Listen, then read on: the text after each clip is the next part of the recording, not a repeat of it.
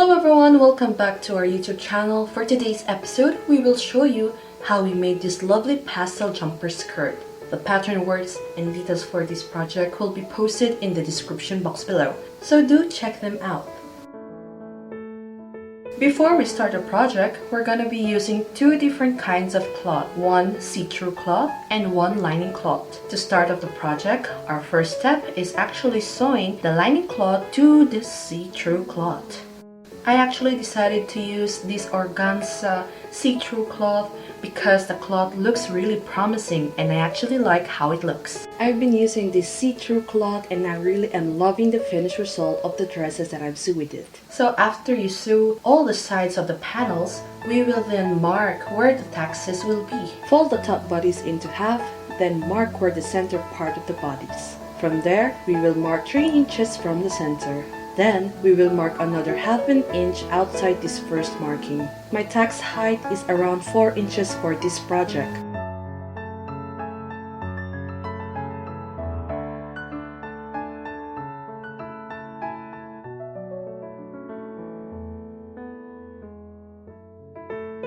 After the marking were sewn in place, we can start decorating the front top bodice. Fold the top bodice in the middle again, then mark the center. After this, we will be marking 1 inch from the center, making 3 markings in total in both sides. I plan to sew 6 strips of pink ribbon for these details in the front bodice. After you mark all the needed spaces, we will get this pink ribbon and then we will sew them on the markings.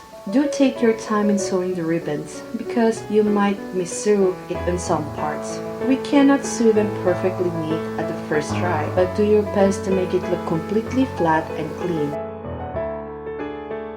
After you're done sewing the strips, we will then cut the arm sides. Fold the top bodice in the center and then mark 5 inches from the middle. From there on, we're gonna be measuring 3 inches from the top and then marking downward. After you're done with your markings, we will then cut the markings we finished earlier on. Once it was all cut out, we will then top stitch the raw cuts and then run the whole piece into the edger for a clean finish. Our next step is folding the raw edges, then we will top stitch it down. I am folding ½ inch for this project.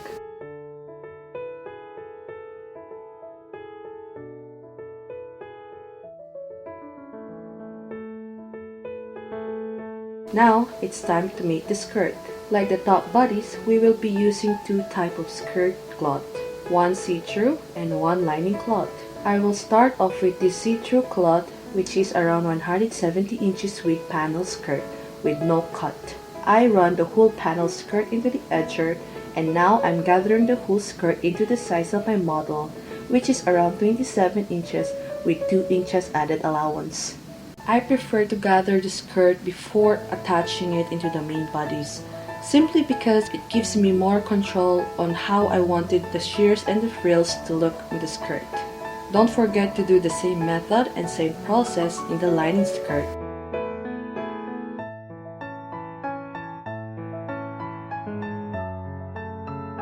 Once you are done with this, we can then now attach the skirts on the main top bodice. We will start with the lining skirt. The method of this attaching is different. We will directly sew the lining skirt under the top bodice. I'm sewing it ½ inch from the edge. The method of sewing the 2 layers of skirt are different because I wanted to avoid the bulkiness of the shears on top of the bodice. Once you are done with the lining skirt, you can then now sew the see-through skirt. But before we sew it in place, we need to hem all the sides of the panel skirt, including the sides of it. This layer of skirt will need to be done clean before attaching, and the reason is simple. We cannot run this layer of skirt into the edger once we attach it on the top bodice. Attach this layer of skirt the normal way of attaching. Also, we don't need to sew the second layer of skirt until the edge of the top bodice. We will need to leave at least 1 inch space from the edge.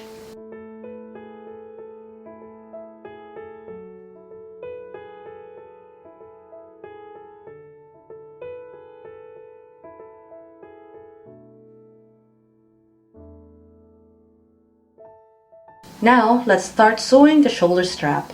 This cloth is around 10 inches in length and 4 inches in width. Sew all the sides of the panel and then leave one side open.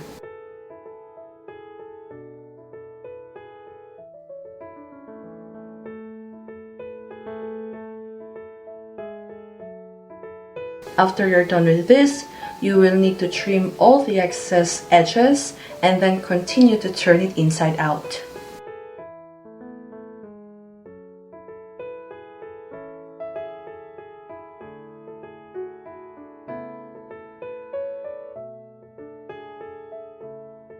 Once you are done with this step, you can then now top stitch all the sides and the corners of the straps. Then, we will now sew the back side of the dress. I'm marking 2 inches from the edge where to start sewing. Don't forget to get the second layer of skirt out of the way when you sew the back of the dress with the lining skirt.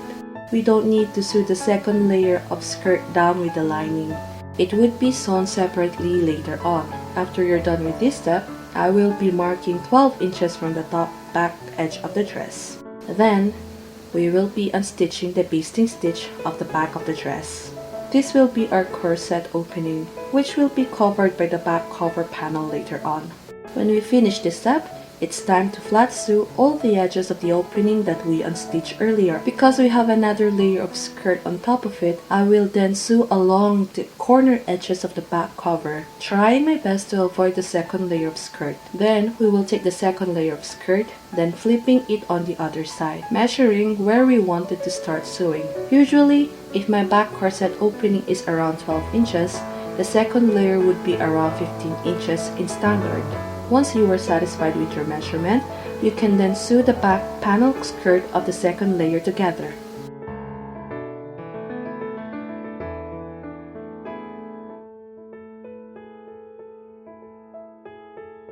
It's time for the back cover ribbons. I'm sewing these 2 inches with pink ribbons and then turning it inside out to make this rope-like ribbon.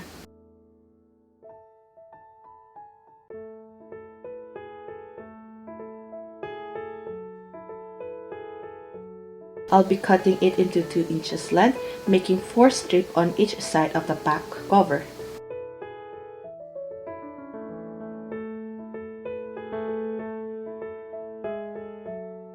I will be marking 2 inches from the edge where to start sewing the ribbon loops. Then, we will sew the loops into these markings.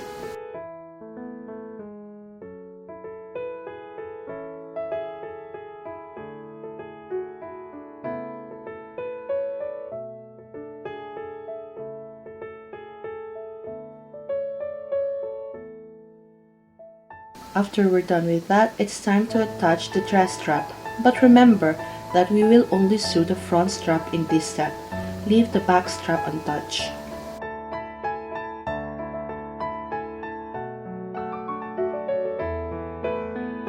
Once you are done with the straps, we will then sew flat these white see-through ruffles in front of the dress bodice.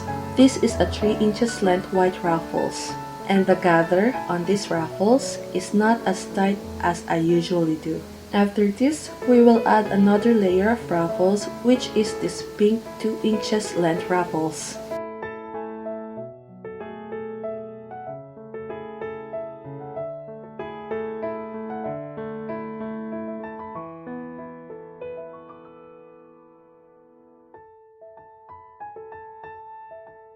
Once you are done with that, you can then now sew the back straps in place.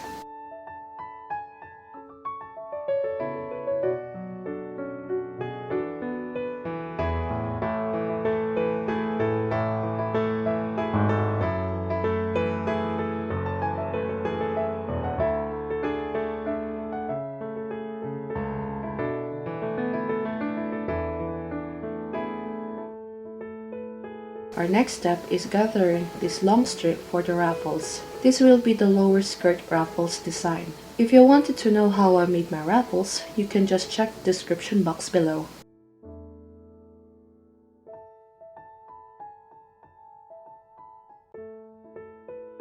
Before we attach the ruffles on the skirt, we will need to hem both layers of the skirt. Also, I will be sewing this ruffles design on the see-through layer skirt, which is the second layer of skirt.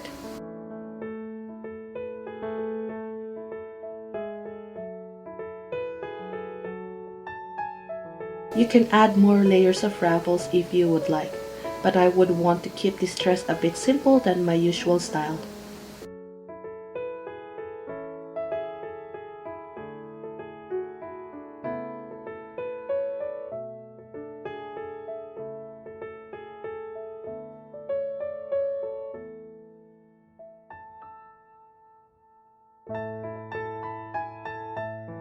The last step is to sew the back cover in place. And that completes our project. We hope that you enjoy watching this video. I must say that this is one of my simplest dress so far. And I'm so in love with the color combination of pink and white. And I guess there's another pastel dress added to my collection. Tune in for more videos and don't forget to comment and share this video. Again, if you're still not part of the family, click subscribe. And I'll see you guys again really soon. Bye!